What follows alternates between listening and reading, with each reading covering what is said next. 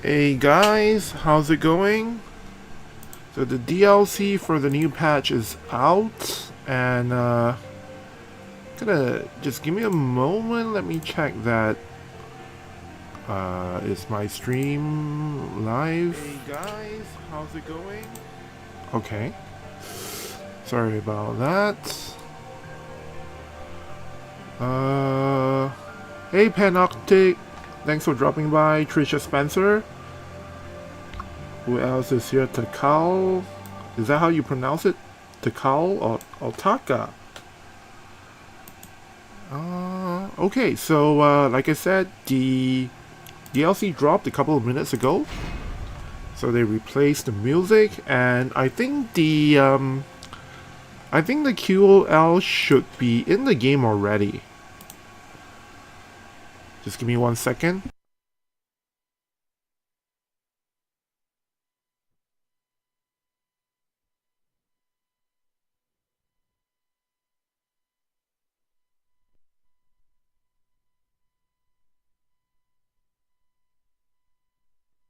Oh no. My mouse. I think the discounted packs are in as well. Okay, so there's no Final Fantasy X-2 home screen music, I think, for the collab this time. Because if there were, we would have gotten it here on the... Oh, there we go. So let me check. Let me lower the audio for the app a little bit. I think it was a little bit too loud. Okay, so the moment we go in, we start a tutorial for... That's kind of annoying.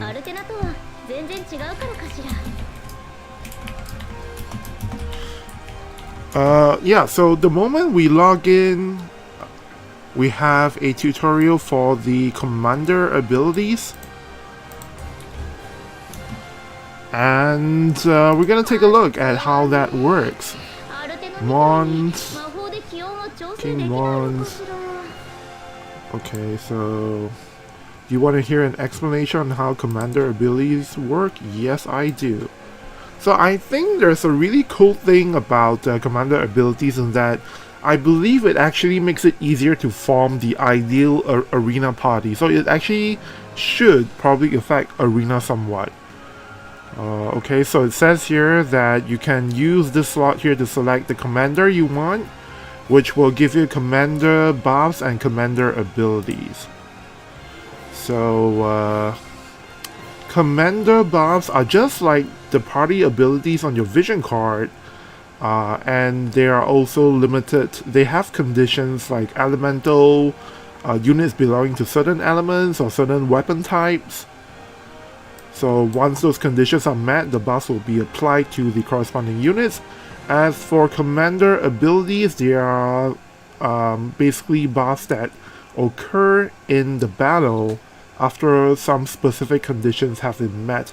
So there are so basically they are special abilities that activate automatically once the conditions are met. And for both commander buffs and commander abilities, they are restricted to specific content. So it's either quest or guild battle or duel is the other category. There's also an all category, but for the all content category, it will only apply to MR mods. It's not written here, but they explained during the stream that only MR mod has the special, commander abilities for all types of content. So here we go, we're gonna set somebody. Do note that you can only set one commander in a party and that the commander cannot participate in battle. And conversely, if a unit is in the party itself,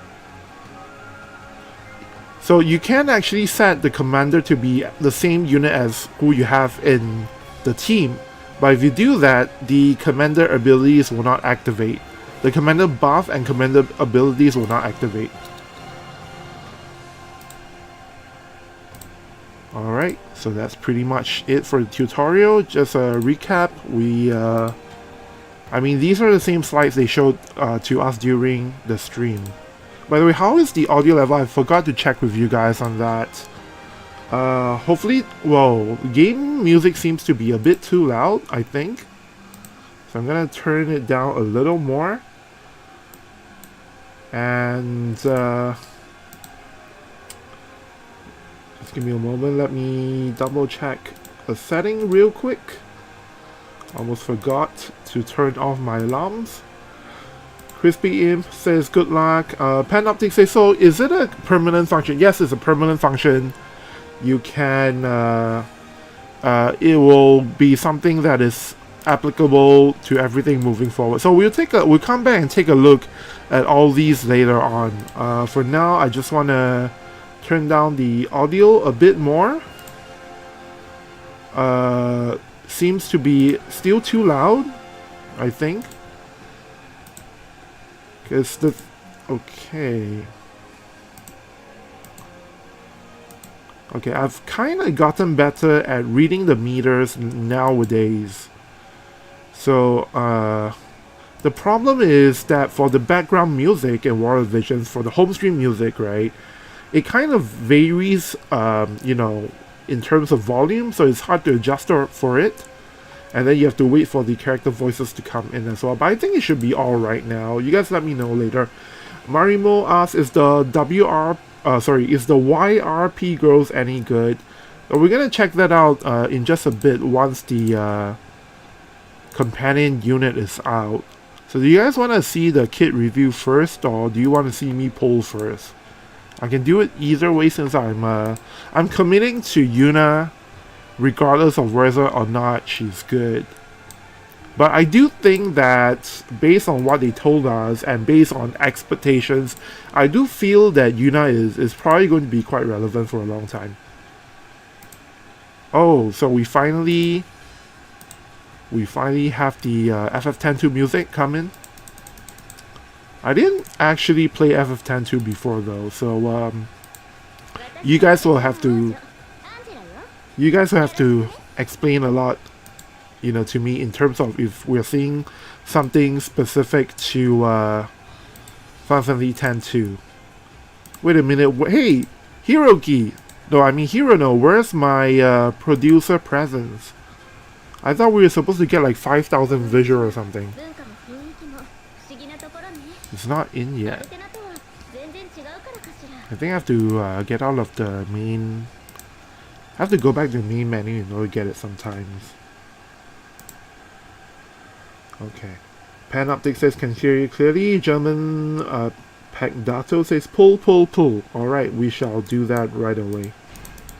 Panoptic says if her follow-up damage is like Gilgamesh, that'd be crazy. Okay, so one thing about Yuna's follow-up attack that people maybe didn't realize is that unlike Gilgamesh, so the way it works is you have to apply it as a buff to an ally, right? So you can only apply it to one ally per cast. So, you know, in other words, how do I put it?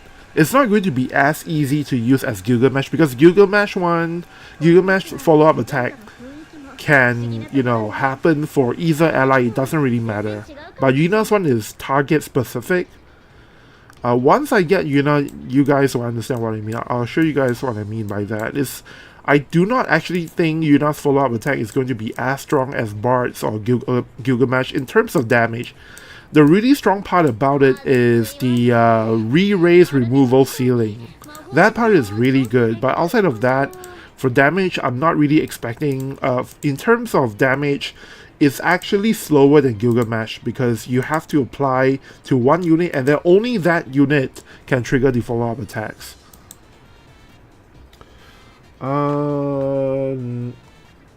Number one, how do I read your name? Number one hero. Number one hero says the difference is that she has a reliable critical delivery in her Job 25 ability, regardless of her crit chance. Yeah, that's true. So we have a lot of pulling to do. Gonna get Paine, of course, and then this is the daily 10 pull. We also have 100 pulls with 10 URs. I want to make sure this is unchecked. And then we have the select 3 level 120 units. So I'm going to select Shireka, Luciel, and Gilgamesh. So as you can see, I don't have a lot of the recent units in my JP account. And we're going to do... Okay, this is pretty good. 50 pulls with 5 UR guarantees or 1000 paid viz. So we should be getting this banner as well, either tomorrow on November 1st or next month. I think they're gonna push it next month because FFT Collab Rerun also has a bunch of special summons, right? So I don't think they want to let it overlap. So I'm gonna buy some paid viz so we can do this 50 pull as well.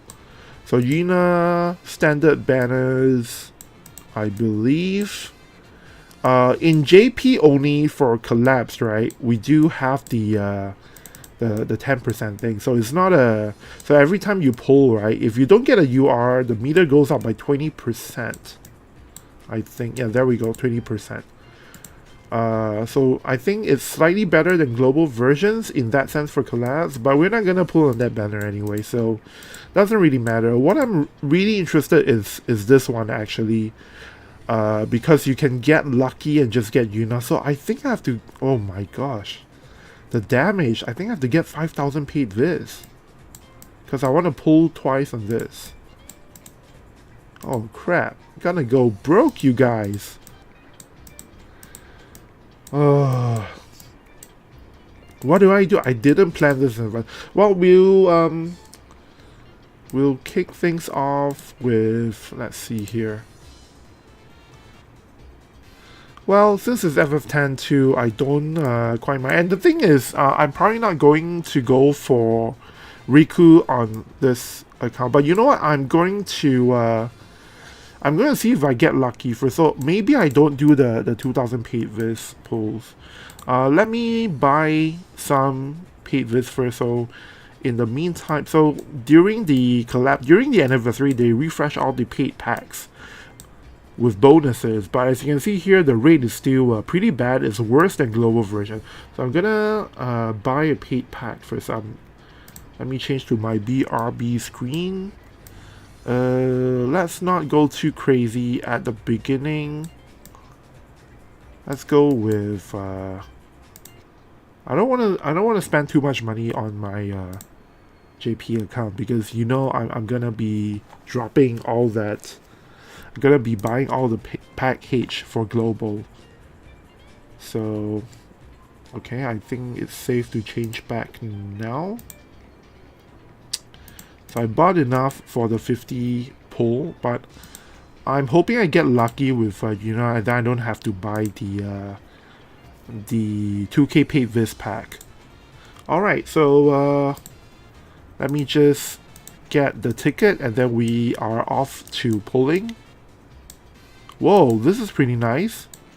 300 paid viz that gives you 200 shots all the way up to Garoza. So I'm gonna get this as well because I have Garoza, but he is not anywhere near 600 shots. Tricia Spencer says good luck. Thank you, thank you. Oh, this is pretty nice. 500 free viz for 40 shots. And you can buy up to 5. This is really good. They're really pulling out all of the stops. Let's take a look. So, of course, if you have paid viz, and I do recommend if you're someone who buys pack H in global version, you probably want to save all your paid viz to grab Yuna and Riku when they come out. Because they do come with 200 shots, so it is definitely the best value when it comes to collab characters, and you get scrolls as well. Was this always in here? I don't think this was in here before, right? I think previously they've never given out scrolls with the paid pack purchase before. So this is a ticket I want to grab. We're gonna check if... So there's another one for Paine. And I'm going to guess they share the same, what do you call it? They share the same banner. As in, they share the same PD medals, if I'm not wrong. So we're gonna check that real quick.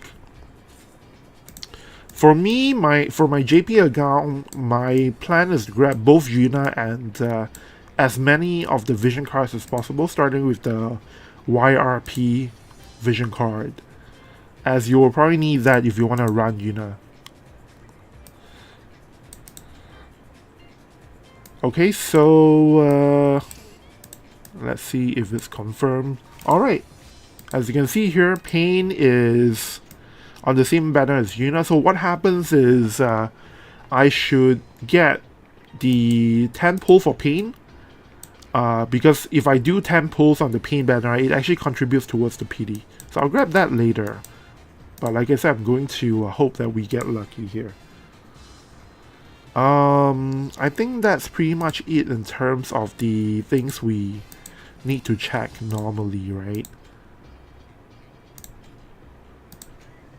So in JP we don't have pack H, but maybe there's some other special pack for the 5th anniversary. Nope, doesn't seem like we do have those things. So you might expect they're pretty stingy in the JP version. And we do have it a lot better in global. Alright, so that's enough dilly-dallying. I'm just gonna check if the companion unit is out. Nope, so let's go on and do our polls. Panoptic says, seem not a fan of 10.2 but still excited for upcoming features. I haven't even played the game before, but I'm actually super excited about this just because I do like the character design. Alright, so we're gonna start off with this 10 pull here for Paine, because I don't want to you know, go into the situation we had before, which is that I got spooked because I didn't do the 10 pulls first. What happened the last time was that I pulled on the... What banner was that? I pulled on the feature banner, right? And then they gave me the free unit. And I got too excited over nothing. So I want to avoid that for sure this time. German Prigdato says, good luck on pulls, thank you so much. Hopefully we can not have to throw too much visual on this. So we're gonna, I want to get both Yuna and the vision card.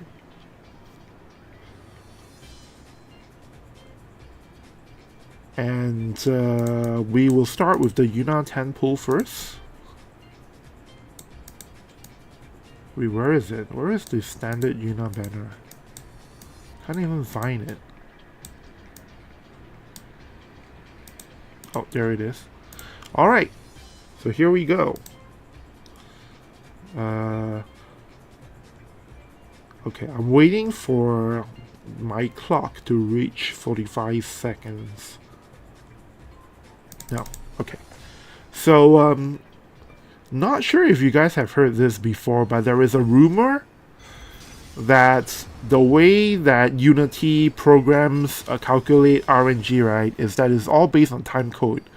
So actually what I've been doing is I've been tracking, like whenever I got a good 10 pull, I always track what is the second, like how many seconds on my local computer's clock it is. And what I found is that usually when I'm super lucky with the pulls, right, it tends to be at the same timing each time.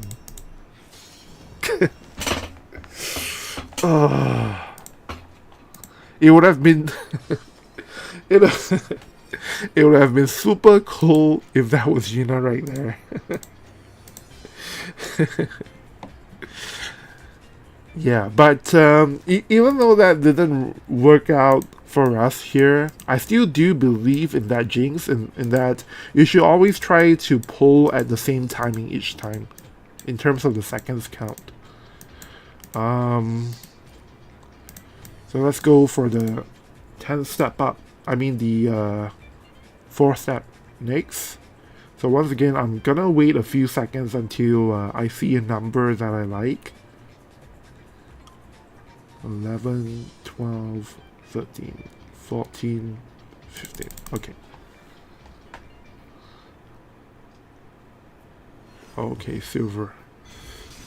MP Number one hero asks, that doesn't even give you 20%. Okay, so the way it works in JP is that if you got a UR in the 10 pull, the meter does not go up. In global version, the meter goes up no matter what, but in JP, the rule is if you already receive a UR character or vision card, it does not go up.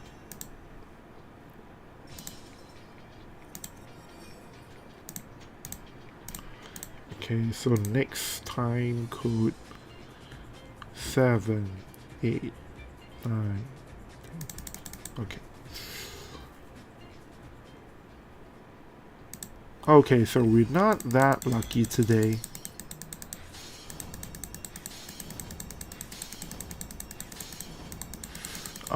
So I have about 60,000 vis, so we're guaranteed to pull Yuna no matter what. And I should have, if I do 2 rounds of this banner, it should make it really easy for me to like build Yuna soon enough. 4, 5, 6, 7, 8, 9, 10, 41, 42, 43, 44. So the lucky golden books have been 45-second mark. But seems like I didn't get lucky there. C1 asks, how does this game even survive in JP? That's utter madness. What are you talking about? You're talking about in terms of the crazy bad rates, right? Like, you know, the really funny thing is, I'm not joking at all when I say that JP version for War Divisions costs roughly 3 times as much as global version, and it's always been like this since a long time ago. Whoa, whoa, whoa, whoa, whoa, whoa. See, did you guys see what you guys see what I mean now? I timed the poll to be at the 45-second mark, and it did give me something really good. It works, you guys. I know we didn't get Yuna, but hey, this is a really good result. So we're gonna 3, 4, 5 now. Okay, so Marimo asks, I'm a win player. Should I skip Garoza and wait for win unit with commander stuff? Now, no, because... Okay, so the thing is, for commander stuff, if you pick a unit to be the commander, you can't use it in your team, right? So you gotta think about how that will work in the future. But anyways, the thing about Garoza is that he's pretty good character, but the problem is one of his skills is bugged. And because of that, and also given that we know that the anniversary unit, which should be coming to global version 2 weeks from now, on November 14, we know that the November 14 unit for global and JP is Ice Elemental Jaden, right? So based on those facts, right, based on that anticipation, my recommendation is don't go for Garoza now. You can, you know, get him for free down the line. And I think even the developers of the game do feel that Garoza is not very highly desirable, because I actually got him in the anniversary, what do you call it? There was basically 2 weeks after Garoza came out in JP, there was a 10 pull, 1000 paid vis, 10 pull, 10 UR summon that you can re-roll, I think like 5 times, and I basically used that and I managed to pull Garoza. And that is interesting because usually they don't allow players to get the latest unit that quickly, but I think because they know that Garoza is bugged and that a lot of people don't want to, you know, pull and build him, because of that reason, they actually put him in the latest you know, offer banner. So, you know, maybe 2 weeks from now, he may be in one of the super cheap 10 UR summon banners. So for that reason also, I really don't recommend going for Garoza unless you absolutely want to play the best win team as soon as possible. Even if you don't have Garoza, I still think you can play something like Shureka, Dario, and the third unit is like support. You know, one of the, I think it's usually either Lucial or Summer Resnick. I've seen that team being run quite often in not global, in JP Guild Battle.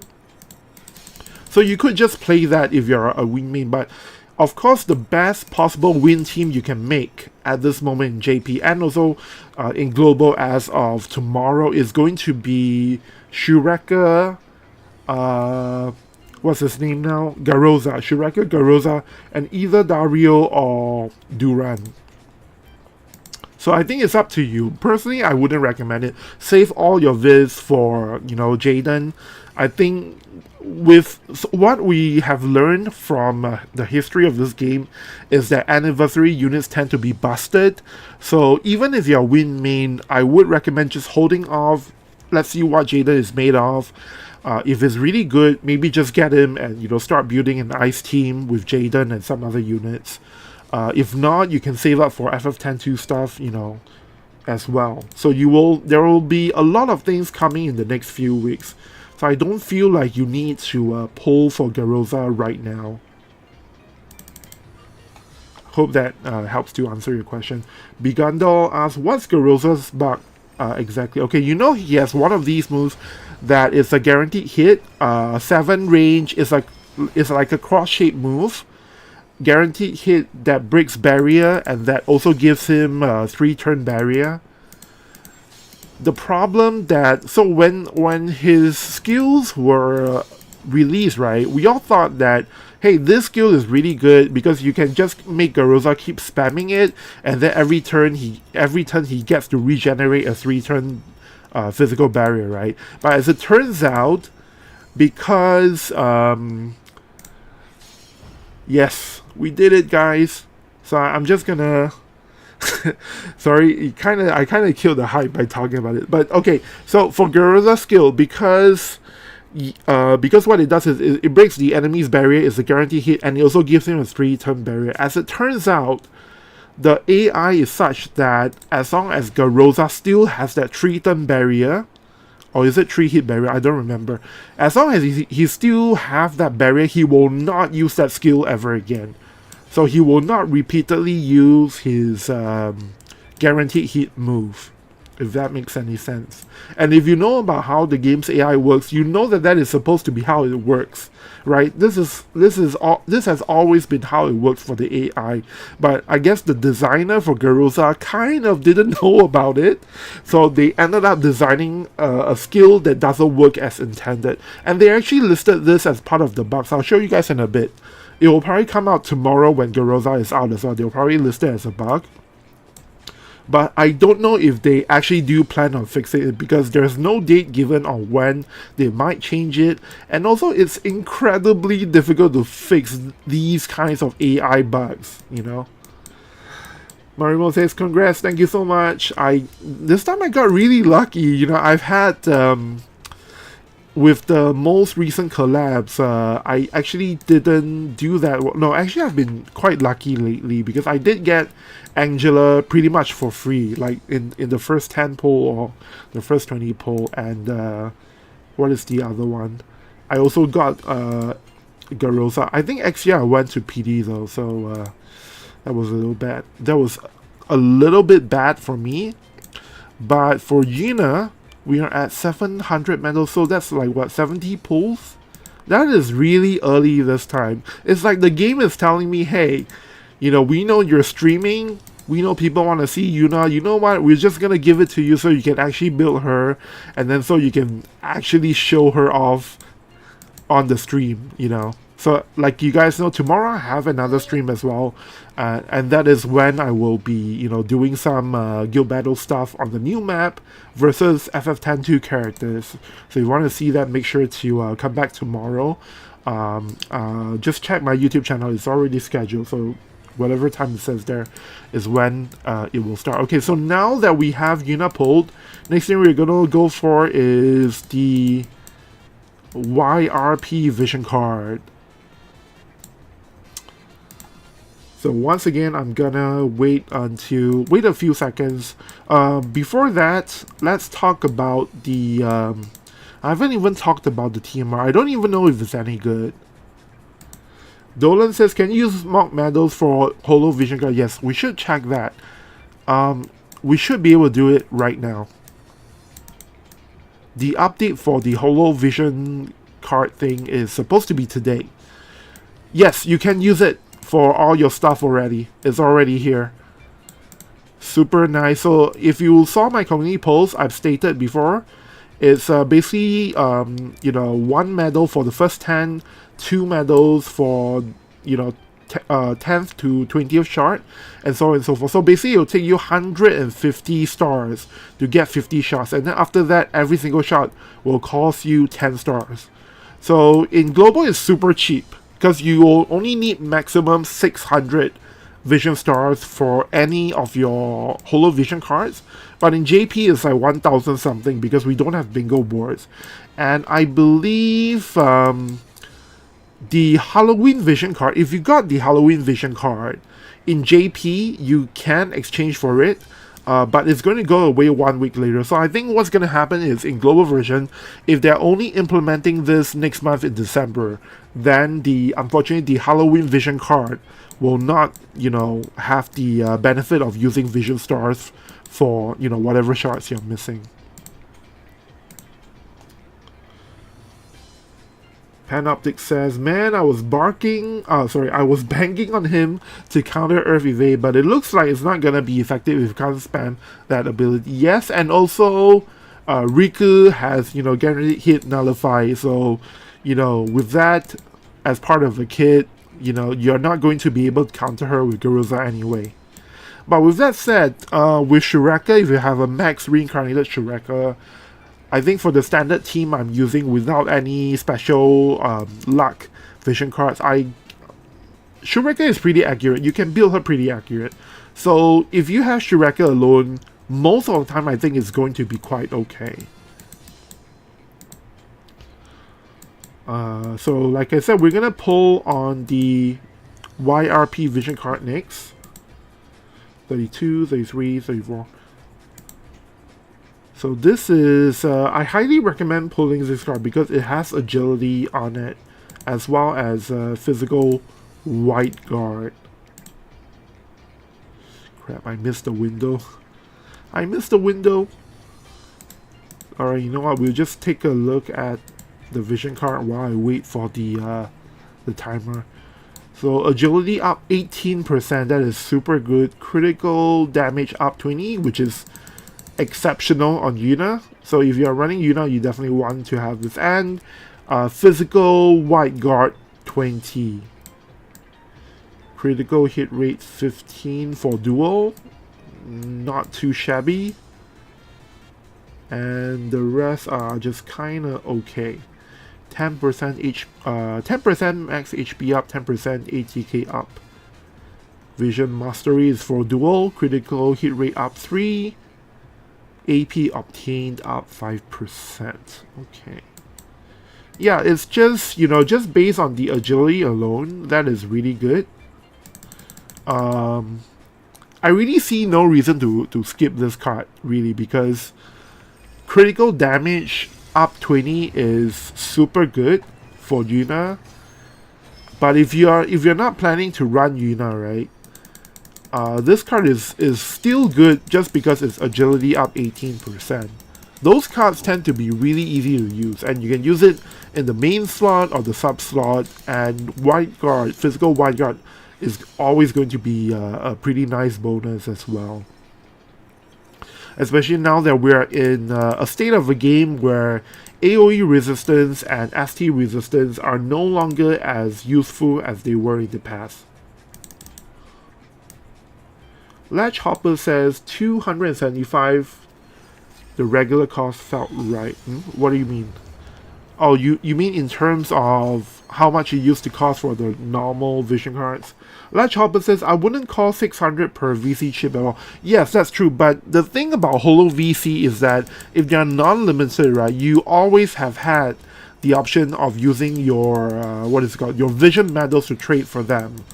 And, you know, it's a lot easier to get your shards that way, you know, once they're added to a normal pool. So I wouldn't even use my vision cards. Sorry, I wouldn't even use my vision stars on Holo Vision cards unless it's a limited VC. Unless it's a limited Holo VC. because most of the time you can just wait it out and just get it using the regular, what is it called?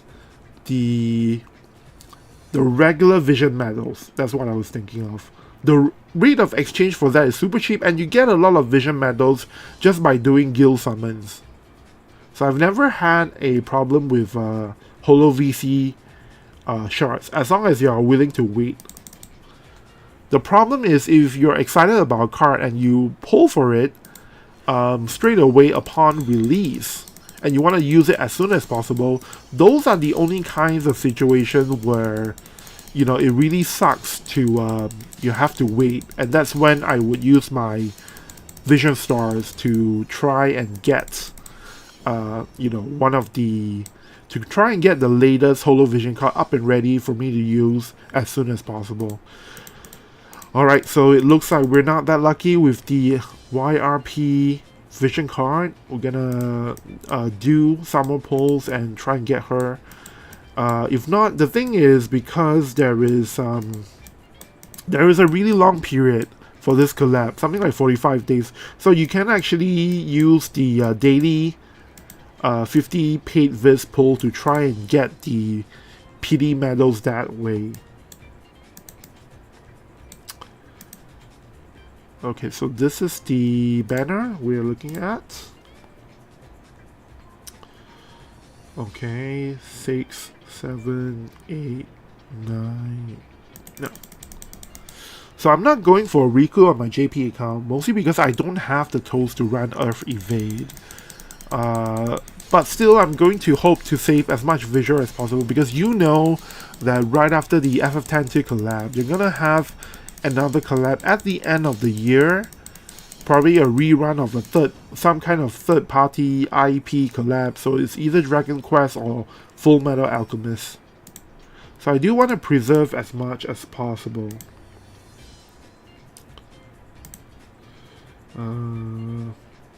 Dolan says, can you use mock medals for Holo VCs? You absolutely can. The only thing is you do have to wait for them to add it to the lineup of you know, Holo Vision cards that you can use mock medals on. But most of the time they give it to you after like just a few weeks. So unless you really need to use the Vision card right away, it's always smarter to wait until you can exchange with mock medals, with Vision medals specifically. Man, my luck with the Vision card is really bad. JJ Ryu says, Odaiba, WOTV JP just updated. You mean WOTV Calc, right? We're going to take a look at it in just a bit. I want to finish polling for the Vision card first. And later on the stream, I think there will probably be some guys in my guild who will build Yuna super fast. So we're going to check out what kind of day one teams they've made as well. Okay, Vision, yes! Okay guys, I can feel it. This is gonna be it. It's almost like Hirono is watching the stream and he's like, alright Odaiba, you know what? We'll give you the Vision card so that you can move on to the less boring aspects of your stream. And also, I'm Italian. So this is, I can feel it in my bones. This is gonna be YRP, you guys. Come home. Yes! What did I tell you? I correctly predicted the FF10 collab, and now I also correctly predicted that Hirono is finally giving me this card. So we're done with pulling for now. I can still do my 100 pulls, but I think it sounds like you guys want to know the details for Yuna first, right? You guys want to see more pulls, or do we go and take a look at WOTV Calc and do a quick review of how good Yuna is first? So I came out of it, it only took me like what, 18,000 visual, I think roughly, for Yuna and VC. So I'm super happy with this result. Very, very lucky today, and I have to say it's all thanks to you guys showing up here and lending me your luck, so thank you guys for that. It's been a long time since I've done one of these streams, and I really didn't expect it to go so smoothly. Panoptic says, LL, congrats again. Zen 7x7 clapping. Marimo says W. Yeah, huge W. Huge W over here. Holy cow. Gonna trade these in for shards. All of it. We're almost there. We're like halfway there. Unfortunately for JP, we don't have bingo boards for vision card. Otherwise, I would have this built super quickly. And I'm gonna put in, gonna trade in for 50 shards first, because I'm not sure if I might need 20 shards for something else. So we're gonna take a look at that later. But for now, let's go and oh yeah, I forgot I have Yuna. What am I talking about? Why am I waiting for the companion unit? I have Yuna already. So the one thing about WOTV Calc is sometimes when they update super early, they sometimes get some details wrong here and there. So I have this open here, but I'm also going to open up WOTV Calc now so that we can, you know, go on there and check out the details, and then if anything seems funny, that's when I'll check in the game as well to see if the translation is correct. Because you guys know what I'm talking about, right? Sometimes WOTV Calc kind of jumps the gun a little bit, but generally speaking, they are quite accurate for the most part, especially because, you know, a lot of WOTV Calc users do correct them when mistakes are made. Hey, high five, German Pagdato. Thanks for lending me your luck. Onzon says Yuripa. Yep. Trisha Spencer says streamers luck. I know, right? It's like I should just stream all the time and, you know, get if you know I have, if it's confirmed that I'll get this luck always, yeah, I will stream all the time. Anyways, let's take a look at the character. Starting off with the TMR, increased accuracy for 4 turns, and restore, what's this now? Upon hit for self, restore 100 CT when performing a critical hit for 4 turns. This is really good. This is actually super good for Yuna because the CT up, I'm going to guess, so I don't know if you guys remember Ketone, Lunacester's Ketone. She also had like a similar TMR or something. Anyway, the thing with Ketone was that, you know, you could make her take double turns by combining this with some other stuff. So this is actually potentially really good. Let's take a look at the support abilities. The main one that you have all the time is attack up 24%. Marimo says, guys, the key is pull up for the 5-second mark.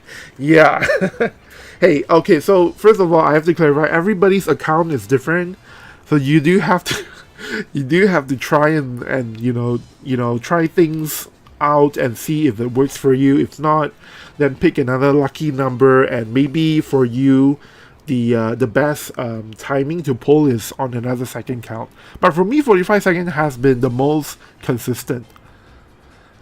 Anyway, so back to what I was saying. Like I thought, they would give defense penetration on the main support ability, and the reason they would do that is because they want you to, if you want to go down this route, you can use the support ability along with Trick Lancer lore, which will give you 80 plus 10 from Thruster, so like 90% defense penetration. That was one thing I felt might have been really strong about Yuna before she was even out. But the thing is, they want to force you to choose. So we know that you should 100% always have this on, and it also has decreased move by 1, right? So all of these things are good for gunners. But the one thing that is not on here is range plus 1, because if you look through the kit, the support ability, you do have a range plus 1 on this thing here. And isn't there a sniper lore? Wait, is on, there we go. So we have sniper lore as well, which gives you an range plus 1. So if you want the maximum range for Yuna, you actually have to waste your support ability slots on substandard support abilities. But if you don't need that much range, I think normally you equip this thing here, and the range plus 1 with agility up. With what is this? Distance-based resistance. This is really funny, you know, that they would put honeycomb barrier onto a gunner unit, because because by doing this, what is going to happen is that it's going to force the enemies to come closer to Yuna, which is kind of crazy. Onzo says Riku. Wait, why are we talking about Riku? She's coming out next week, by the way, so it's not this week. Bigundo says stupid passive choice when most other units have it as a best in slot. I kind of see your perspective, but I think the reason they do that is because they're trying their best to make Yuna strong, but they want to make sure they don't make Yuna too strong.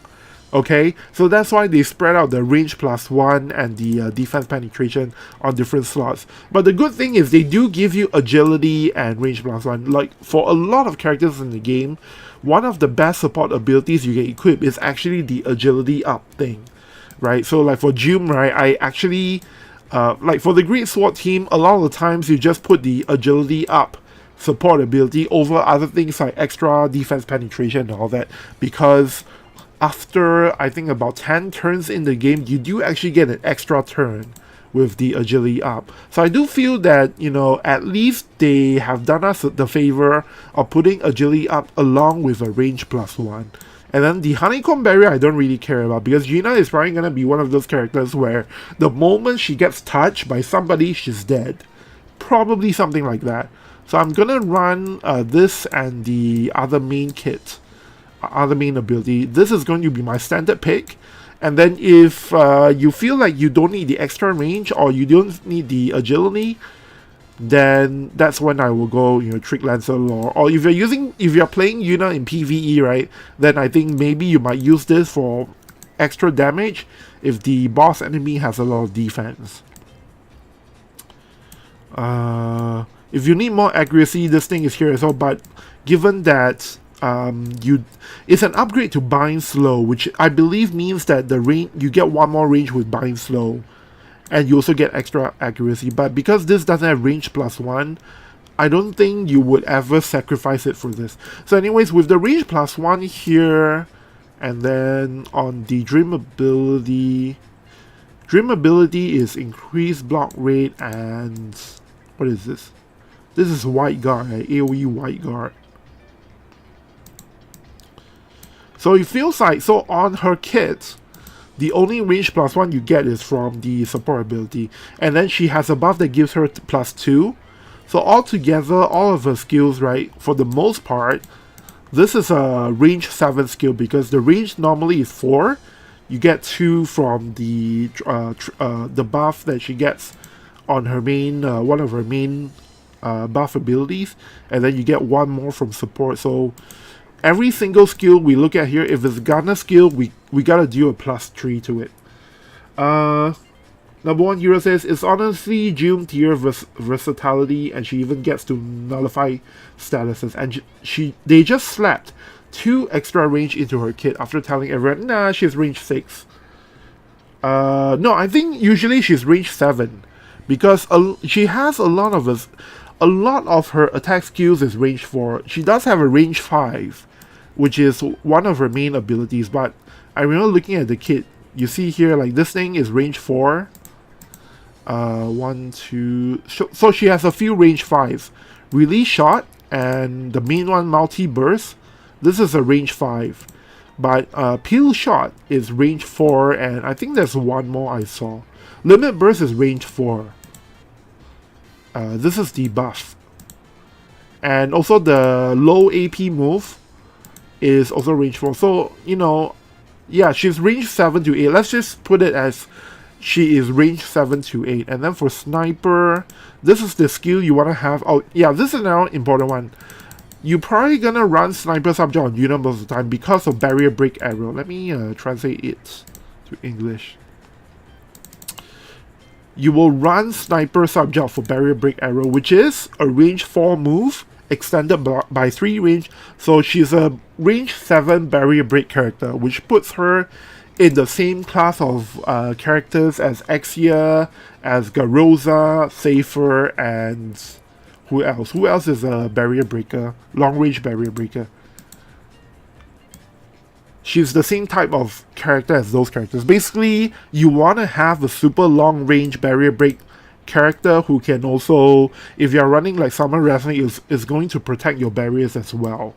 So that's gonna be the kind of position that she's a damage dealer, but she's also a long range barrier breaker, right? So we're gonna look at the skills one by one in order. Low AP move is 121% damage with restore 200 CT. So this is pretty okay. It's pretty standard, nothing that special. And then next one, I won't let my targeted opponent get away. So this is the one we covered on the stream. So WOTV Count doesn't have all the details, but we do know that this is the follow-up attack thing. And then range +2 on Yuna, and then the third thing was restore AP when performing critical hit. Oh yeah, so one thing I will check later in the game is whether or not you can use this to back-to-back to buff 2 different allies, because we've been debating this in my JP guild as well, because some people feel that she will use this twice in a row, and then some other people, including myself, feel that because the range +2 thing is here, this will actually protect Yuna from using this buff twice in a row. So we're going to take a look at that later on in just a bit, so that we can check how this works exactly. Promise healing. What is this? This was not on the stream. 200% chance physical. Okay, so there's an AoE buff that gives 20% physical magic damage up. Oh, it's the auto revive thing. Wait, what? So this is the re-raise for Yuna? Did they cover this during the stream? I don't remember. After re-raise. Oh! Hate down after re-raise. This is super good, you guys. This is super good. Hate down after re-raise is crazy good. But it doesn't say how much hate down, which is kind of uncharacteristic for a WOTV Count. So I hope they didn't translate this wrong. And then next up, Supreme Light. Oh, this is the upgraded version. The spell Haste. Yuna is god tier now. One of Sapira's strong points is the fact that he can make the entire team dispel haste. And Yuna is now gonna get it as well. So sorry, Halloween Alaya, you don't get to come out and play. Well, actually, if you have a good Halloween Alaya team and you can actually consistently hit first, Halloween Alaya still has some value. But like I thought, it's actually super easy to dispel haste in the game. So for sure, Halloween Alaya's ability to block dispel haste is probably not that good to begin with. This is really strong because, like you guys know, Lutiao is meta, right? So this is gonna be your just the fact that Yuna can give dispel haste to everyone on the team makes her like a top tier contender. And then it also has minus 20 healing power on the enemy when they get hit. Super good. But it's just 20%, which is not a lot, so you know, I'll take whatever I can get. Re-raise and hate down. I just need to know how much hate down she gets after re-raise. Panoptic says dispel haste at a long range. No, it's not just at a long range, because she gives dispel haste to everybody. It's not just Yuna, it's also her allies, so that makes it super good. By the way, I did check this a few days ago in the global version, or is it JP version? I did check in one of these versions. The follow-up attack does not dispel haste. So the follow-up attack will not apply any of your barrier seal or whatever sealing. It will only apply re-raise sealing, in case you were wondering about that. Alright, let's move down. Release shot. This is the... not only does she block the enemy from removing a re-raise, Yuna herself can actually remove the enemy's re-raise at range 1, 2, 3, 4, 5, 6, 7, 8. At range 8. So this is going to be one of the other killer abilities as well. Now you do have to note that for any move that has re-raise or courage removal, it will not always come out unless you're in the range to get the target's HP down to 1 HP or lower. So meaning, because you see Yuna has a lot of other attacks that do more damage, so that means that she will not use this move unless this move here, Release Shot, can actually KO somebody, right? And that is actually intended, that is actually how you want the AI to work. So this move here will not come out a lot, so 3 casts of it is just good enough. But whenever you have an enemy that you can one-hit KO by removing the re-raise, Yuna will definitely use this move. And the great thing is, when an enemy is killed off by this attack, Yuna will also recover some AP, which is super useful. So Peel Shot is the other thing. Peel Shot is another move that I think you will see Yuna use quite a lot, because nowadays there are a lot of this is Honeycomb Berry. There are a lot more characters that have Honeycomb Berry kind of mechanics, and also the physical damage mitigation, especially this part here. So I'm going to say this is going to be a move you will see Yuna use quite a bit. But of course, the main move of Yuna is, of course, Multi-Burst, which is 1, 2, 3, which is a range 8 select 2 target. Oh my gosh, just saying it alone, you know, makes me realize how ridiculous this is. Range 8 select 2 targets, decrease single target resistance by 60%, and that is on top of on top of the 40% single target resistance penetration she already has. Guys, Yuna is top tier, okay? Yuna is, I haven't finished reading the whole list of skills, and based on what I've read, it's like they've purposely made FF10 to Yuna super easy to use and super good, super top tier. She's gonna be the meta from what I've seen so far. Okay, so back to what I was saying. Select 2 with single target resistance lowering by 60%, and then 200% damage with increased hit chance, which is important as well, and guaranteed critical hit, and piercing. So this move can hit 3 characters at the same time as well, as long as one of them is, you know, within range, you know, within the same line of sight, and the range height is 2. This is crazy good. The only thing that is preventing it from being super OP is that you only have 3 casts of it. That is the only thing stopping this move from just dominating the whole game. Range 8, select 2. That is crazy. And like I said also, if Yuna somehow gets hit and get re-raised, you get like hit down as well. Sorry, give me a moment. I need to go and grab something real quick.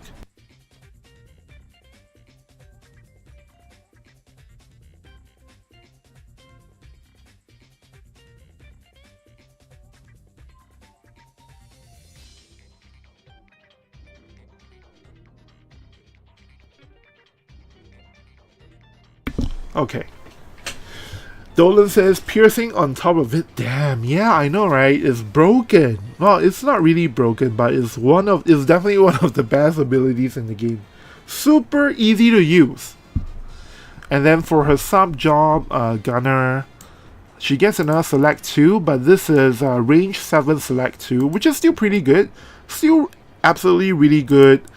Decrease AP on target. 25% chance to inflict confusion. Is this an AP move? No, this is... Oh, this is... wait, what? There's no damage, right? Is this a TP move? You can select up to 2 targets. Is this an AP attack? Okay, so you won't use this in auto mode. This move will never come out because it doesn't do HP damage. Hard shot... Decrease defense by 60%, right? I think this means 60%, right? Before doing 200% damage. Range 7. So this is not gonna be that great, I think, because I can't think of, unless if you're fighting a tank that has super high defense, maybe this is useful.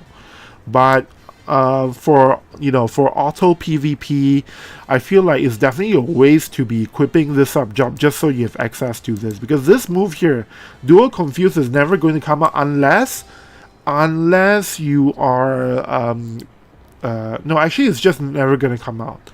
I don't see any scenario where the AI will actually use this in auto PvP.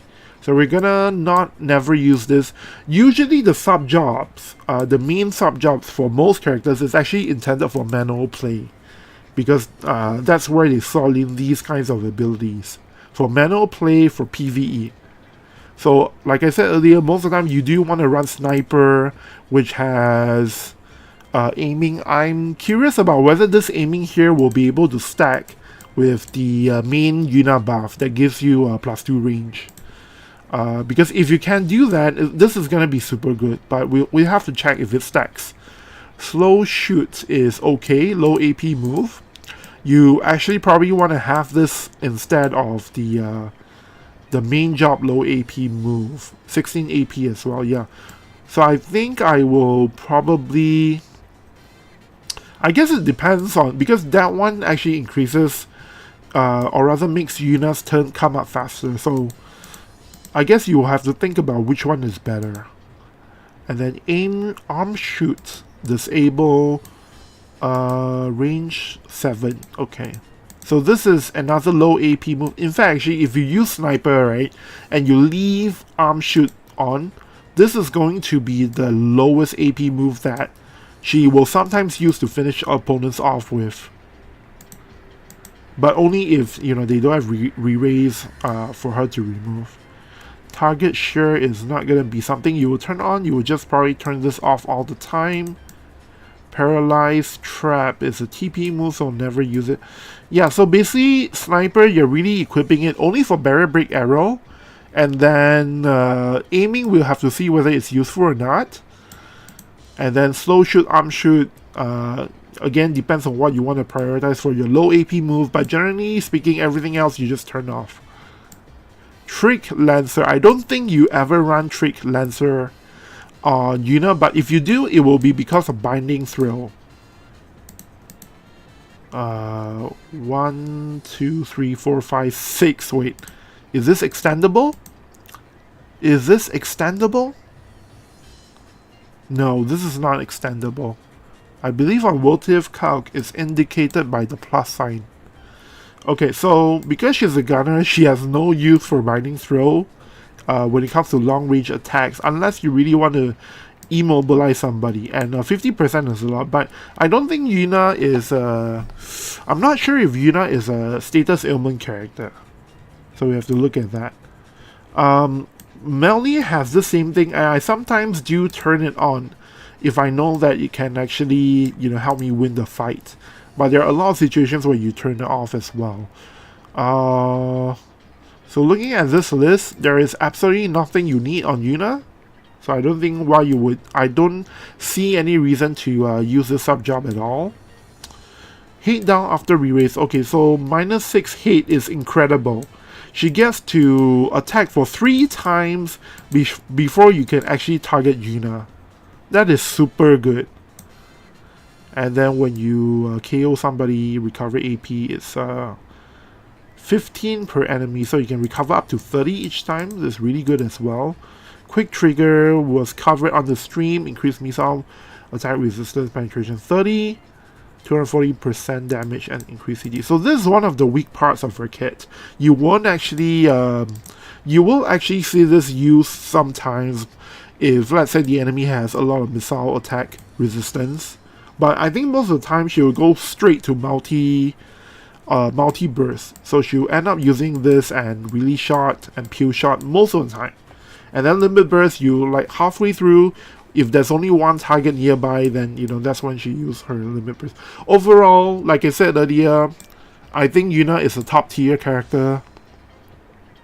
The only thing I'm a little bit concerned about is sometimes, right, they will make a character seem super powerful if you just look at the skills, but when you look at the stats, they will nerf the character by giving them lower than standard attack to make the character do less damage. So I can name you a few characters like The Lunar New Year Resonate is something like that. She can go up to 100% defense penetration and slash resistance penetration, but they made her ATK lower than standard. But based on what I'm seeing here, 414 is actually still pretty good. I think the best characters have something like 450, 460, right? And then the standard or lower damage. I remember Xia is about 420 or 430. So 414 is actually still not that bad. Standard HP. Luck seems okay. Agility is quite standard. 59 is actually on the high side. Let's see here. Yeah, so overall I'm really in love with, you know, Yuna's kit, and Yuna's stats seem to be really good as well. And then let's check her resistances. Where is it? Okay, so slash 15%. So she's weak to strike only. That is really interesting. She's strong to slash and missile and magic. This is a really amazing set of type resistances. For status ailment, blind is okay, I guess. So I guess I'm already saying, because they give Yuna blind resistance 50%, I'm going to guess Riku, one of the main attacks, will actually cast blind on the target. This is, I think, usually how they, you know, go about balancing characters, newer characters. And then the other thing, what is this? This is what? Don't move or don't act. Disable. Disable is okay, I guess. I believe Garoza has higher than standard disable chance. So this will help a little bit with that. But outside of it, you know, you really want to see some other stuff resisted, like Berserk or Stop. But I think disable is still okay. It's still pretty...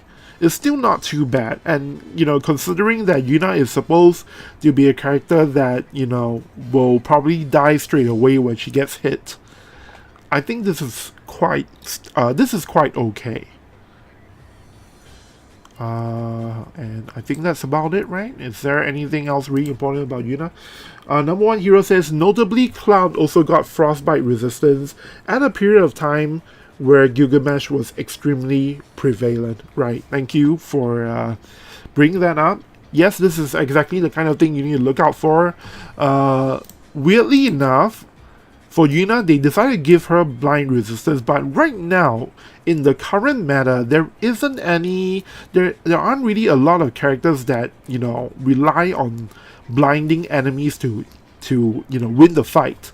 So based on that, I'm gonna guess, yeah, Riku is the one that's gonna blind people, so that's probably why. Ledge Hopper says, for a missile unit, the ATK is really high. Yeah, I do agree with you on that. It's probably because she's meant to be the next generation top tier missile unit.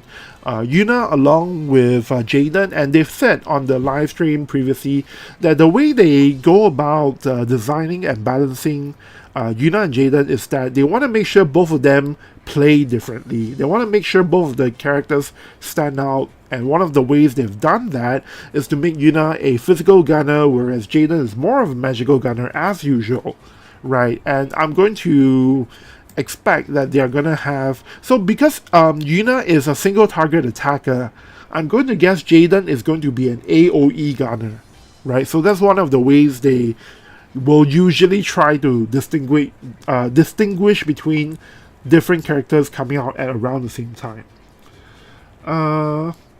Number one hero says, guess what unit is disabling that comes out recently? Yeah, it's Garoza. So Garoza is part of the new wave of characters that have extra status ailment percentages. So there's quite a few of them. Garoza is one of them. Garoza is for disable. Agrius is for stop. 35% stop. And then there's a few more I don't remember. But I'm going to guess that is the direction. Oh, Shureka, right? Or was it Ramada with Curse? Ramada is 35% Curse. Shureka, I don't remember if she has something extra. No, actually not. I don't remember. But basically, this is a trend we're seeing in the game, and you can expect to see more of it come out with other characters, and then after a while, I'm sure they'll balance it. They'll balance it by releasing new raid gear that has improved status ailment resistances. Panoptic says Ramada is cursed. Yeah, that's the one I remember. Ledge Hopper says only relevant blind unit I can think of is Suddenly. Oh, is Suddenly blind as well? I actually don't remember that. Because Suddenly has so many good things going for him that I didn't really think of him as, you know, a character that relies on blinding targets. So let's take a look real quick. Is there a blind here? Oh, yeah, you're right. 40% chance to inflict blind. Yeah, that is actually... Okay. So I guess that makes Yuna, you know, stand out even more because Suddenly is considered one of the meta characters. He's not as good as Axia, of course, for obvious reasons, but Suddenly is still really good and one of the top tier characters, and the fact that Yuna is able to not get blinded by him is going to be one more point towards Yuna being really good. So I've been talking for a while now. Let's check real quick. Let's go back into the game real quick and see if perhaps somebody in my guild has built their Yuna team. So I'm gonna keep this WOTV count page up for a while I go into the game and check. Oh, and I forgot to put Yuna in barracks. I just realized that. I forgot to put her in barracks. Oh, okay, so this is pretty interesting.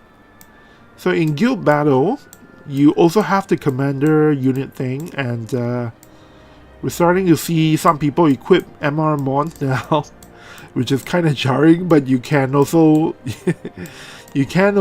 put some other character in the commander slot just for the heck of it. So just give me a moment. I'm looking through my guildmates' formations and seeing if anybody has put up a Yuna or a Paine. You know, yeah, no.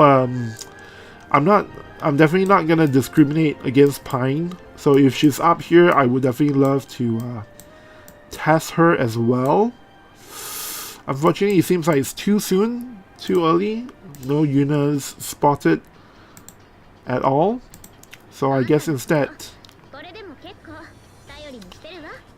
we're gonna take a look at Paine as well. So Paine, obviously most people are not that excited about. One thing I want to check real quick is for Arena. So I haven't been playing very much Arena. I haven't been doing it at all. Been skipping it almost every single day. But what if we equip?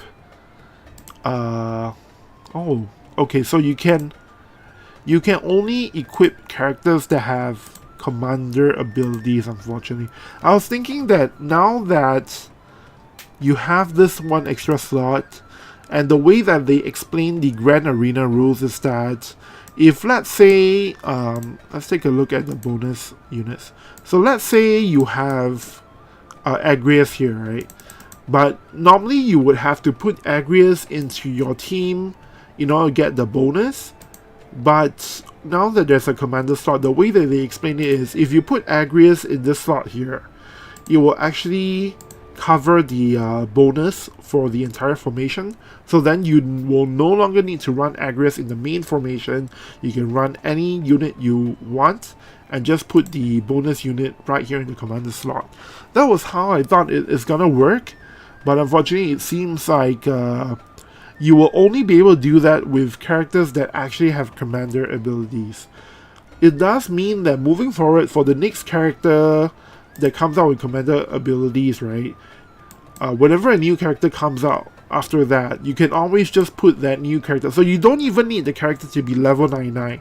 It can be a level 1 unit, and then you just put it in the commander slot and it will qualify for the bonus. Because if you put it here or if you put it here in the team itself, it doesn't actually affect it. It actually counts as the same bonus.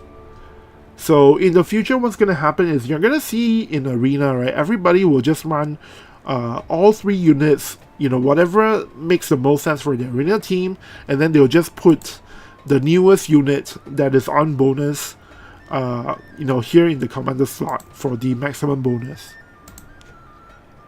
Oh, and we can make the we can we can make the 5v5 Arena teams already. But that actually starts next week. Alright, I'm gonna go into my guild barracks real quick before I forget.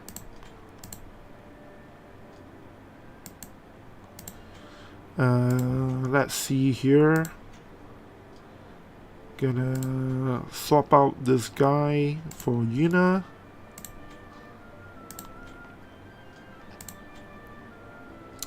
Probably put her at 50 faith, and then yeah, okay, take out safer for Paine, and then we turn on everything and we're cooking.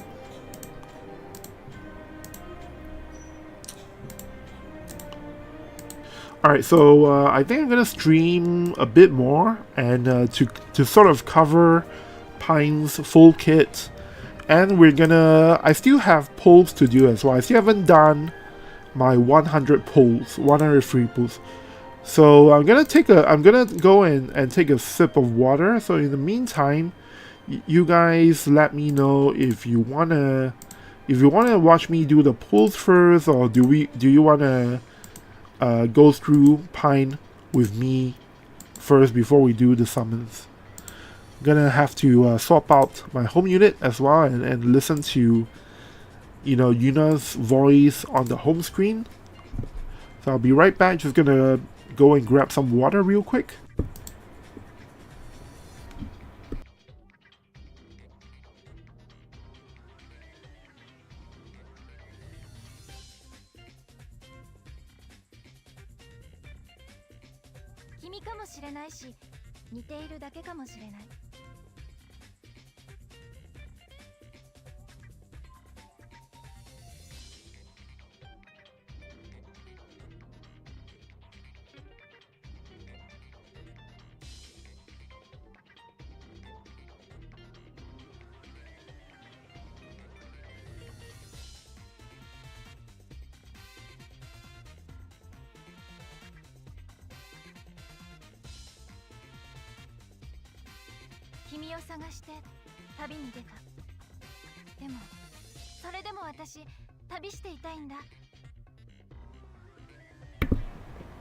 Alright, I'm back from my water break.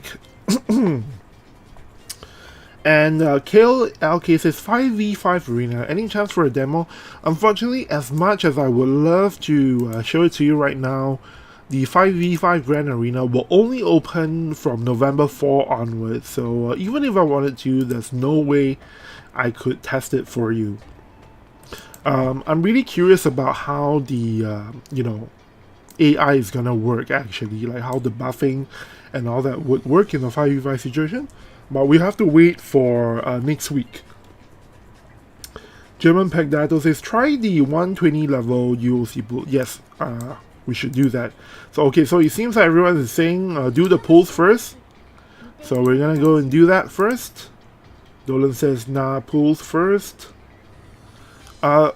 Okay, so the way we're gonna do it is I'm gonna do the 100 pulls first, followed by the 10 pull, and then only after that, then we go for the level 120, because I want to see what I get first. For me, the 100 pulls, I want to get as many vision cards as possible, because I'm missing a lot of that. And besides, for the 120, level 120 pull, right, we pick 3 from the ones I don't have. So that's probably gonna be Shureka, Gilgamesh, and Luciao, and the rest is kind of optional, right? So I actually need vision cards much more than characters. So once again, gonna wait for the 45-second mark because that seems to be working the best for my account.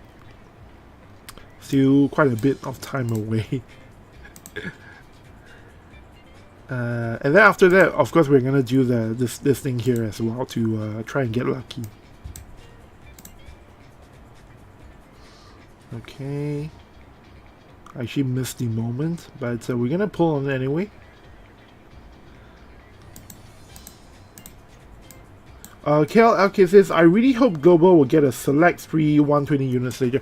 Okay, so I think what's gonna happen is that they're going to make it happen at the start of December, because from November 1 onwards, you will have the FFT daily 10 pull.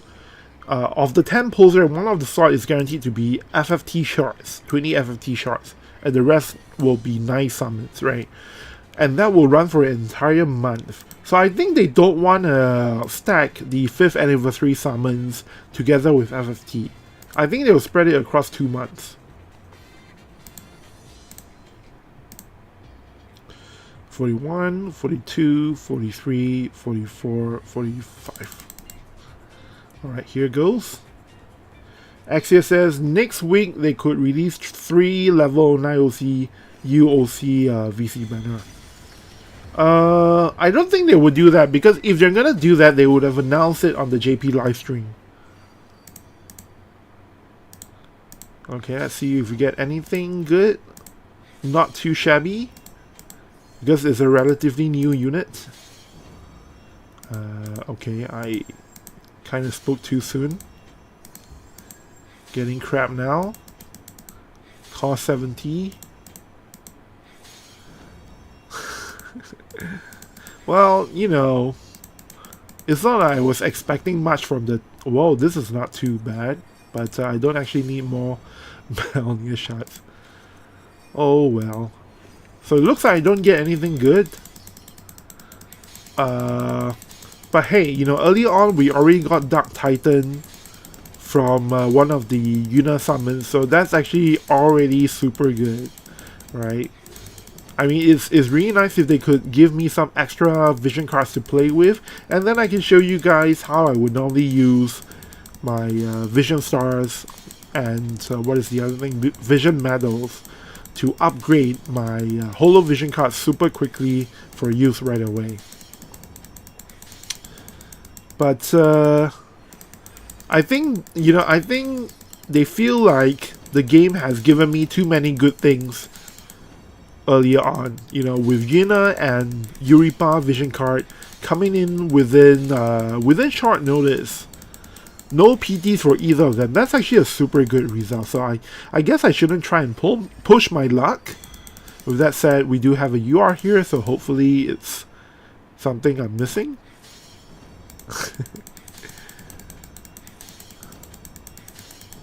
Dolan says rip. Yeah. Well, I mean, to be fair, you know, these kinds of summons are always not going to be that great. And that's why when they do, you know, special summons that give you 10 URs guaranteed for 1000 paid viz or 2000 paid viz, they will include the reroll function so that you can at least try and reroll a few times to get a new character or a new VC. Many says, Odaiba, what are the chances that GL would get the select 120 unit times 3 ban? I think Global would definitely get it. The only question, right, is whether or not they're going to give it to us tomorrow, because it's technically already the 5th anniversary, or they are going to give it to us only at the start of December. Because everything in JP more or less comes to Global 1 month later, except for seasonal stuff and the anniversary celebration, right? So yeah, I think it's going to be I'm quite certain that they will give it to us at some point. The only big question on my mind is whether or not it's November or December. With that said, you know, last month in JP there were 2 1000 paid viz 10 UR guaranteed banners with rerolls that came out that we still didn't get in global version, and I'm going to guess is because for those two banners, right, because it's for celebrating 5th anniversary, and in global technically it's still 4.5 anniversary, I think those two banners is only going to come to global version sometime in March or April next year. They've done this before as well. There was previously another banner celebrating, was it 1000 day or some other, I don't know, I don't remember what was the occasion, but I did notice that you know, it came out quite a lot later in global version because they actually waited for when it hit 1000 day or whatever the occasion is in the global version. So it's not always 1 month apart. Axia says there'll be Black Friday next month. Yes, so that's the other thing I've also kept in mind, as well as all you guys might remember last year the Black Friday deal was for 2000 paid viz. You get 4 character selector, if I'm not wrong, and you know, it could definitely be that. I wonder what they're gonna make this year's deal be, because they're already gonna be giving us 3 level 1 3D characters for free as part of the, you know, the standard game. So it kind of feels weird if the Black Friday deal is once again, you know, give you like 4 character selector and at level 1, not level 20, right? So it will kind of feel kind of weird if that were the case. So my guess is maybe they'll change the Black Friday deal this year to give us level 99 Holo Vision cards instead. Especially because we're probably gonna get the Vision Star for Holo Vision card feature 1 month later than JP. I don't think it's coming tomorrow. I think it's going to be in December, which means that we will be missing out on Halloween, you know, Vision card, Vision Star trading.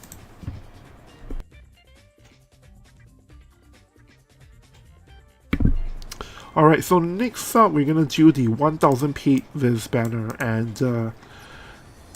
this is the one. So oh, this is a 50 pull. I thought it had a reroll. If that's the case, maybe I don't do it, because there is actually nothing on here that I really need, I believe. And you know, we've done 100 pulls with 10 UR guarantee, and we didn't even get a single new vision card. So what are the chances that this thing will actually give me what do you call it, a new vision card to play with? Just gonna check real quick. What are the stuff on here?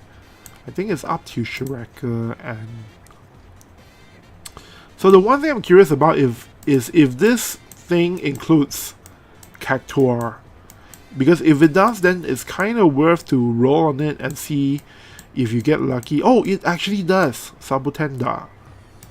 Cactuar is actually on this banner, so I guess we roll on it. The one I want is Cactuar for sure.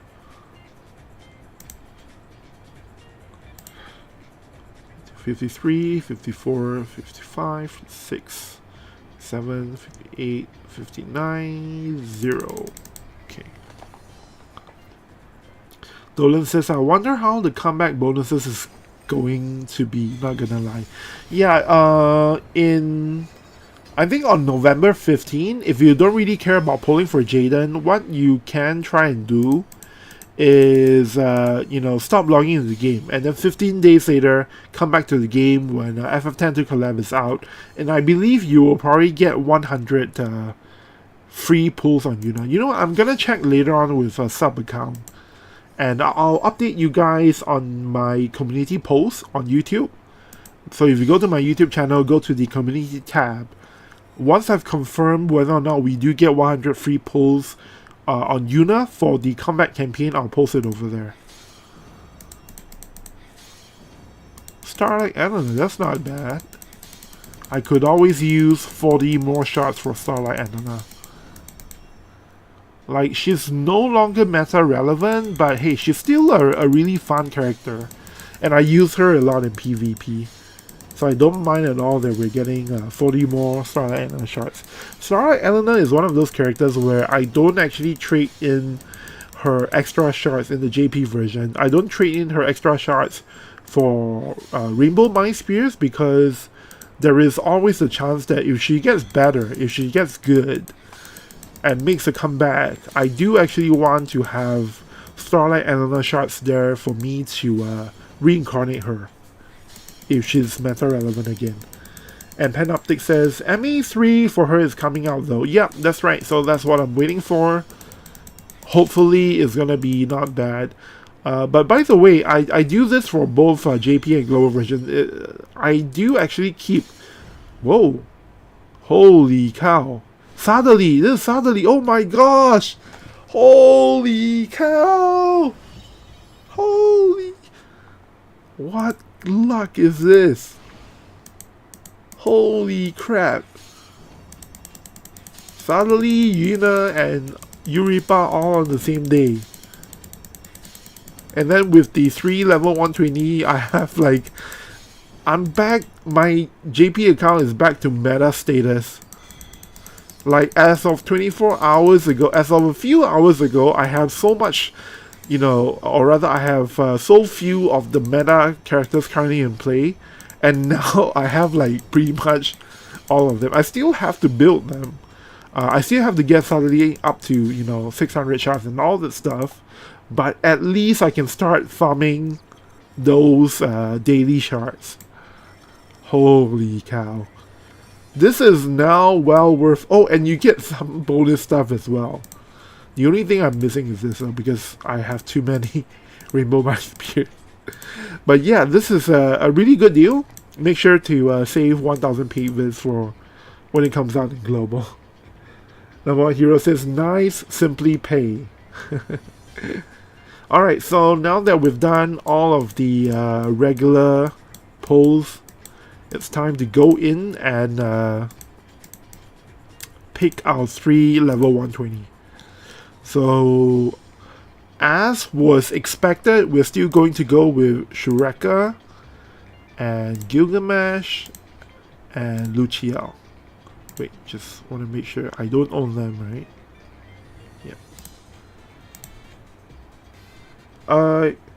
Hariki Louise says, do you think the lack of curve shot will affect the longer life of Yuna on meta? No, I don't. Has there ever been a Gunner character that, you know, fell out of the meta just because they don't have curve shot access? I don't think so, right? I don't think it's a consideration. Because, obviously, range issues is always a bit of a concern, but I think for the most part, unless the map is super bad for Yuna, most of the time I think the AI is going to be smart enough to, you know, move her in a way that will allow her to hit her targets. So I don't think it's a big concern. Especially when her range is range 8, select 2. Who is this? Sure. Oh, okay. I didn't recognize the flag for a bit. But it's because she's not actually part of any of the nations. Like, she belongs to like some kind of tribe. I haven't been keeping up with the story, but I did read the what is that? The Trials of Mana collab story, and so that's where I know Shureka from. I don't even know about you know, what happened between her and Jaden. Oh man, this feels so good. So what's gonna happen is, so today, because I just got the characters, there's no way I can get them to fighting fit form within like a few minutes, right? So that's why I'm gonna save all the guild battle stuff to tomorrow. As in, I will go, like, after this stream is over, I'm gonna go and build them up and put them into teams, and then tomorrow, in the 2 hours leading up to global versions daily reset, which is when the FFT collab comes back, 2 hours before the daily reset, I'm gonna start by, you know, by streaming my, you know, World of Visions JP guild battle, mock battle stuff first. And if I can somehow get Yuna to level 140 by tomorrow, which I don't think is gonna be the case, I will try and make a team for her. But most likely what's gonna happen is I'm gonna make a bunch of different meta teams that I can make. And tomorrow, during the stream, we're gonna run them against all of the Yuna and all of the Paine teams my guildmates have formulated, so that we can see roughly just how crazy good Yuna actually is. So that's gonna be the one to look forward to. And then of course after that, once FFT is out, we're gonna make some teams for the new Guild Battle map as well. And with Guild Battle, no, not Guild Battle, and with Final Fantasy Tactics characters as well. So if this kind of content is what you're interested in, and I'm gonna try and do more of these kinds of stuff, make sure to subscribe to my YouTube channel. So just go on to, YouTube, click on my YouTube channel profile, and make sure to set the notifications bell to all notifications as well, so that you don't miss a thing. Okay, so back to the page. Okay, so we're done with all of the summons for today. Is there still anything else I'm missing in the summons aspect? We got Paine, Yuna. Riku is next week. Actually, with this stash of visual, I can actually go for Riku potentially, but I don't feel like I will be able to make her work. So most probably I'm going to skip Riku. And besides, I have like a lot of teams I can make after the 3 level 120 characters. So we're gonna take a look at Paine in just a bit, but before that, gonna have to set my screen to BRB for a moment so that I can go into my guild battle screen and check if we have anybody here, if we have any heroes in my JP guild who has already. Oh, we do actually have somebody with a level 140 Yuna. I don't know if it's level 140. Let me check. Oh, it's level 99, you guys. So I think it's still, it could potentially be interesting to show, because we do want to know if Yuna does 2 casts of the follow-up buff back to back. So we're gonna run it anyway and see what the movement is like, what the buff order is like. So just give me a moment for that. Okay, so only one guy has even got a level 99 Yuna up. So we're gonna do that. But before that, I actually do have to JP. I actually do have to make one change to my team. So now that MR Mon's commander ability is a thing, I'm gonna have to put him on everything.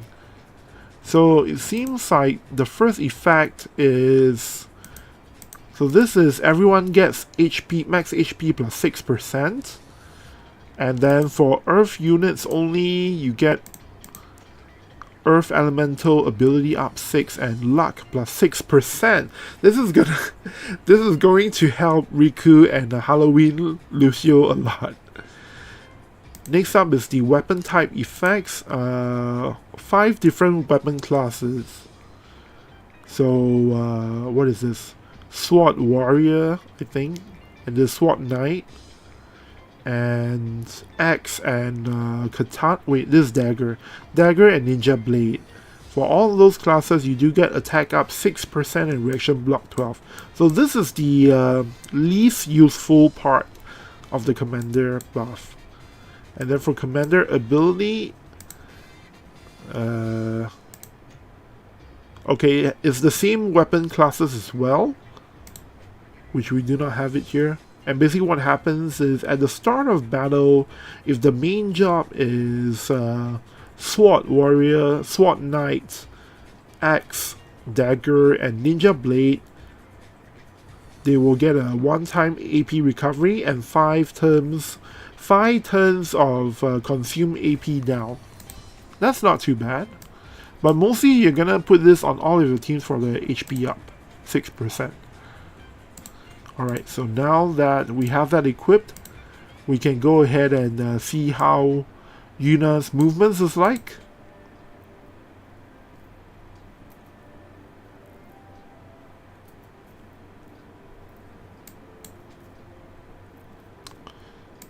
So I have a screen exactly for this. I guess first we should check out the build. I think this is the, yeah. So here we go. It is not exactly a completed team, right? It's just some kind of demonstration for us to see how Yuna moves. And obviously the vision cards are wrong as well. So we are going to just jump right in and just see what kind of AI Yuna has. And I believe this shows you the okay, so now we wait for a moment. So unfortunately for my JP streams, right, I will have to still run BlueStacks, which means that the loading for mock battles is gonna still take a while. But for the global version, I do actually have Google Play PC installed, and that's gonna be much faster when it comes to loading times for arena and guild battles.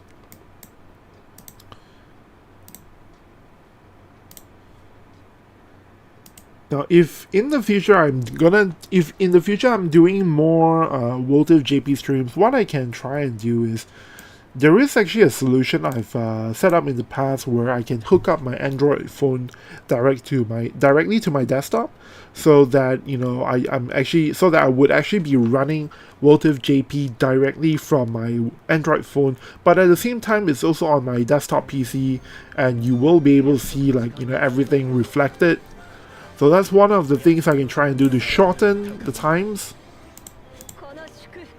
Set it to 1.5 so I can see the abilities. So this is the re-raise. Wait, what? So she starts with the re-raise AoE buff before the follow-up attack buff. Ace is casted. Shell removal, was that? Okay, so the follow-up buff is now on Luciel. Now the interesting thing will be whether or not Yuna will cast the buff on Cloud again.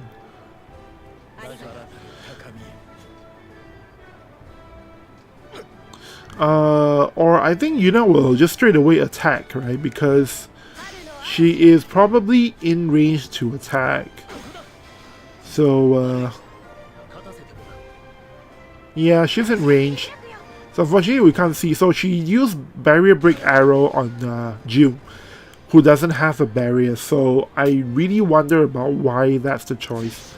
It could just be that because she can only hit one target, so Barrier Break Arrow in that situation might have been the move that did the most amount of damage. So I guess we need to go into PvE mode to see if Yuna does the double buff thing.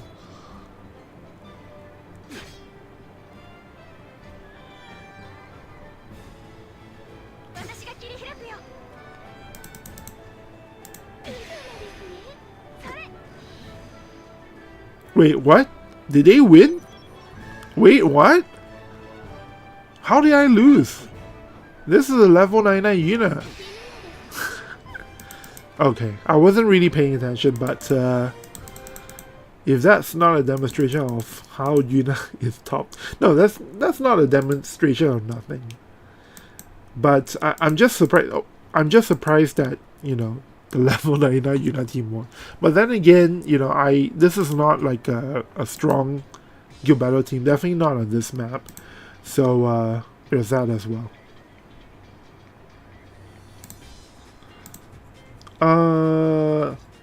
Vietnam Nguyen says -10 missile resistance. Yeah. That would explain a lot. So I'm sorry, June, but it's time to put you in the retirement home. No longer. Seems like June is maybe potentially no longer playable if Yuna is gonna be running around everywhere. So I think we will use the companion unit to check if Yuna will actually do a double cast. So I think the easiest way to check is to use stage 1-1.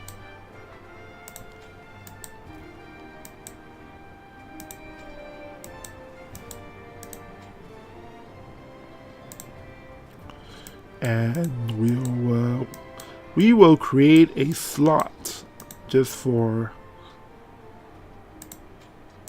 just for this. Put up the Yuna. Oh, and by the way, the weapon, I forgot to check her weapon. Wow, this is pretty good. Before attacking, the target's missile resistance gets debuffed by 10. That is really strong. And that's just the generic effect. For the Yuna exclusive effects, you do get physical man... Wait, what? When attacking with physical attacks, Man-Eater up 15.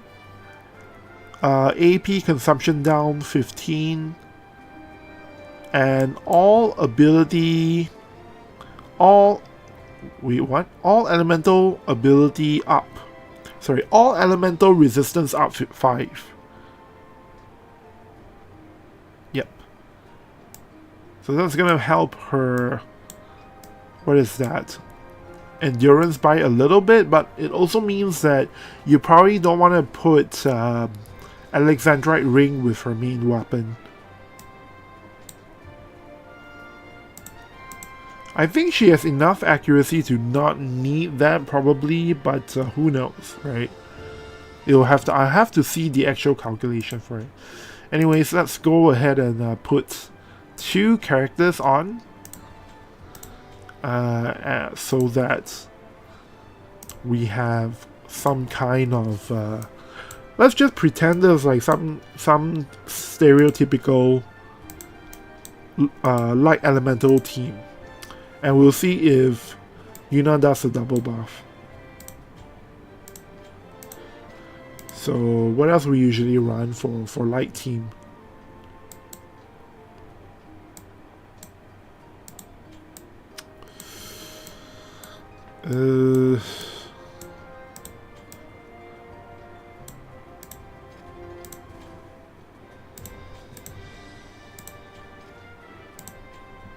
Agility up will be over here. Ramza vision card. Single target resistance, followed by this, and I still don't have my FF-14 vision cards because I'm still waiting for them to rerun it.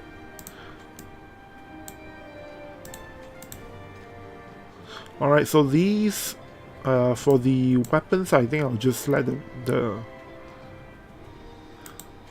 the game AI handle it for me. I don't really care about what is being run there.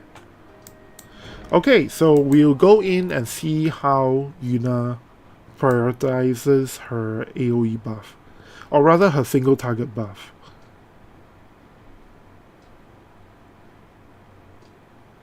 Bigundle says, your Luciel doesn't have hate down. I don't have Luciel. Or rather, I just got her as a level 120 in the summons. So we're gonna move them back. Oh, what? She will... I guess we have to kill this wolf here, because if not, Yuna might be too close to the enemy.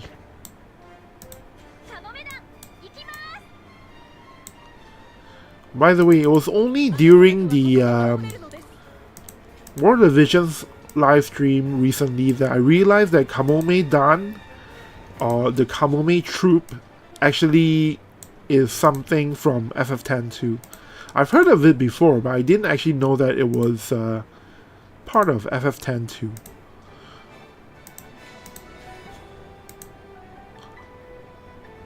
So we'll put it like this. And then we click auto. So the first buff she uses is the AoE buff. Followed by I believe that is the... I made it too fast. I believe that was the follow-up attack buff. Crap.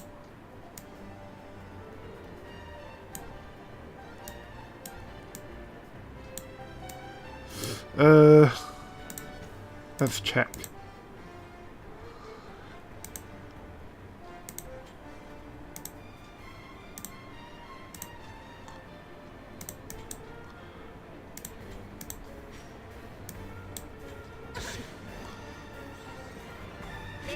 Right, okay. Now, will she... let's make it interesting by going over here.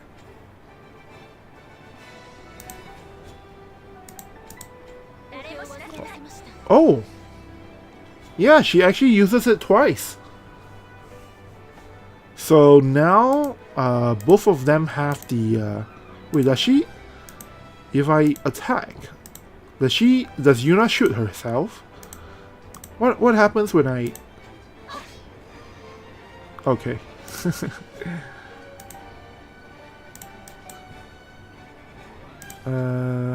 Okay, so that's interesting.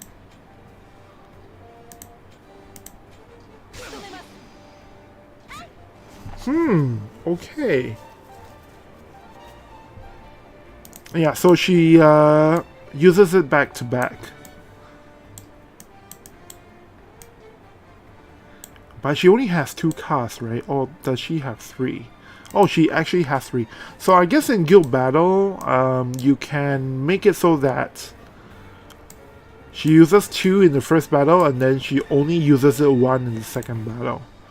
So after the AoE buff and the 2 casts of follow-up attack... Ah, crap. I had her too close to the enemy. Alright, so I guess it's gonna be interesting how this, plays out. Because ideally you will want to have Yuna have exactly 3 turns of buffing. So turn 1 go in the center, buff, both of the allies. Turn 2, buff whoever you have on slot 1 for the follow-up attack. And then turn 3, buff the other ally. Turn 4 should be your attack turn. This is actually good. I think this is actually good for her because if she uses the follow-up attack buff twice in a row, it usually means that she's forced to stay in the back as well, right?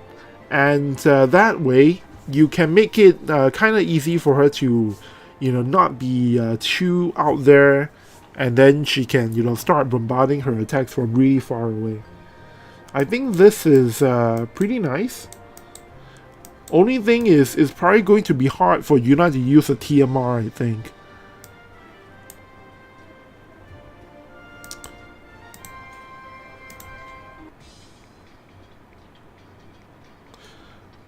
Alright, so for Paine, I think maybe we take a look at it some other time because it's been it's actually gotten really late. So I think I'm gonna end the stream here for today, or rather for tonight, and then tomorrow what's gonna happen is 2 hours after, wait, is it 2 hours before daily reset? Let me just have it up on the screen so that it's easier to see. So 2 hours before reset, I'm gonna be streaming my JP guild battles.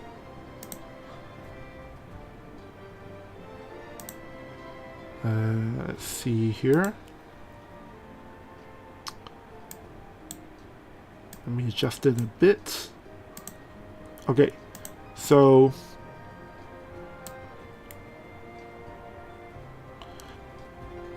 the time shown here is wrong because the time here is my local time, right? The time being shown over here. But if you go to YouTube, it'll show you whatever is your local time. So look at it over there. But basically tomorrow, 2 hours before daily reset, or rather not tomorrow, today.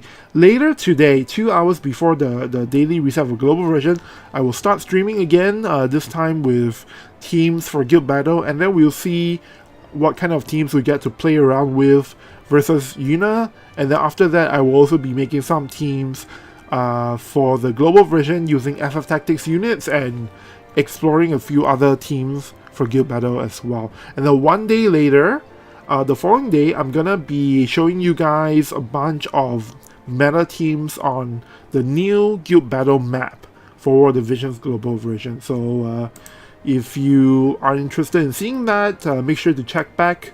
The times are, like I said, it's on YouTube, so see what time it starts and let me know what you think. Let's see here. Okay, so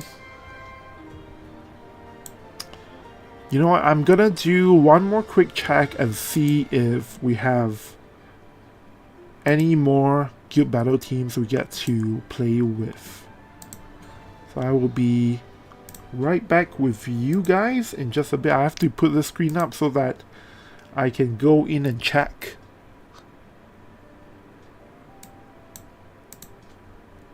Oh, I do see something interesting. Hopefully it's up in the defense slot so we can actually go in and check it out.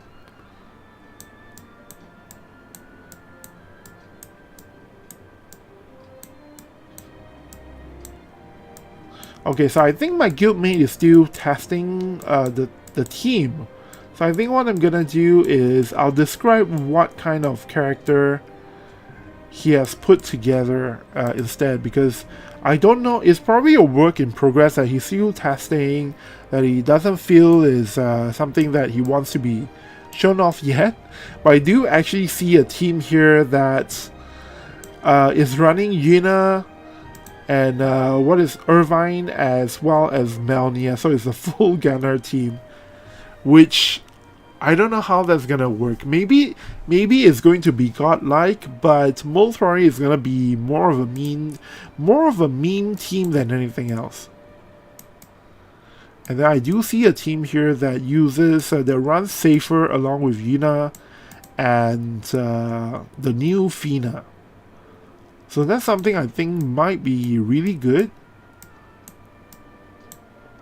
I haven't thought about what kind of teams I would run with Yuna yet, because partially because the number of vision cards I do have on my JP account is quite limited, so I do actually have to plan and see what I have access to before I can actually formulate a proper Yuna team. In any case, it looks like unfortunately for tonight, on this short notice, unfortunately nobody has anything up yet, so we're gonna, you know, leave it at that. But come back tomorrow and I should have some FF10-2 teams for you guys to check out. Alright, so that was Yuna pretty much saying goodbye to everybody. Gonna end the stream here. Thank you guys for showing up and watching the stream. I'll see you guys next time.